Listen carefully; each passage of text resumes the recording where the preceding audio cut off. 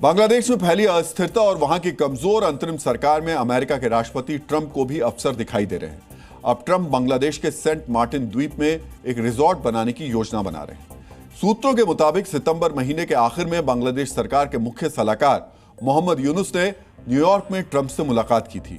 इसी दौरान दोनों नेताओं के बीच रिजॉर्ट की योजना पर बातचीत हुई। यूनुस ने बाद में ट्रंप के एशिया क्षेत्र के विशेष सलाहकार सार्गियो गोर से भी मुलाकात की।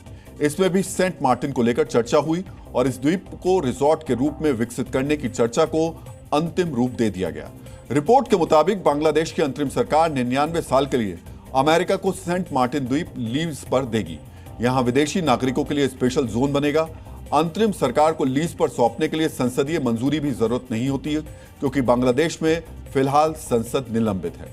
9 वर्ग किलोमीटर में फैला सेंट मार्टिन द्वीप बांग्लादेश के मेनलैंड से लगभग 8 किलोमीटर दूर है। यहां लगभग 8,000 लोग रहते हैं। यह बांग्लादेश के प्रमुख टूरिस्ट स्पॉट में से एक है। साथ ही ये बांग्लादेश का अकेला कोरल आइलैंड भी है। ट्रंप रिजॉर्ट बनाकर इस क्षेत्र में अमेरिका की मौजूदगी को बढ़ाना चाहते हैं। इसके लिए ट्रंप की रियल एस्टेट कंपनियों को सेंट मार्टिन द्वीप पर बुनियादी ढांचा विकसित करने का काम सौंपा जा सकता है। यानी एक तरफ ट्रंप रणनीतिक नजरिए से अमेरिका की मौजूदगी बढ़ाएंगे और दूसरी तरफ उन्हें अपना निजी व्यवसाय बढ़ाने का भी मौका मिलेगा। पाकिस्तान के साथ भी ट्रंप कारोबार के इसी रास्ते पर चल रहे हैं। एक तरफ क्रिप्टो समझौता करके अपना बिजनेस बढ़ा रहे हैं और दूसरी तरफ बलूचिस्तान के रेयर अर्थ मिनरल पर उनकी नजर है। शेख हसीना के प्रधानमंत्री रहते भी सेंट मार्टिन द्वीप अमेरिका को सौंपने की मांग उठी थी, लेकिन बांग्लादेश ने उस समय अमेरिका के प्रस्ताव को नामंजूर कर दिया था।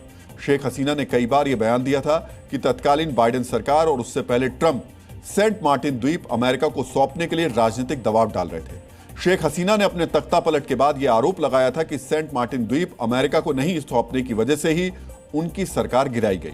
कुछ महीने पहले जब सेंट मार्टिन द्वीप अमेरिका को लीज पर सौंपने की बात आई थी, तो शेख हसीना ने बांग्लादेश को अमेरिका के हाथों बेचने का आरोप लगाया था। उधर ट्रंप बांग्लादेश में अमेरिका के एक और प्लान पर काम कर रहे हैं। वो बांग्लादेश के कॉक्स बाजार में अमेरिकी नौसेना का एक बेस भी बनाना चाहते हैं। यह जगह सेंट मार्टिन द्वीप से करीब 120 किलोमीटर पूर्व में स्थित है। यानी मोहम्मद यूनुस पर मेहरबानी की पूरी कीमत अमेरिका वसूल रहा है।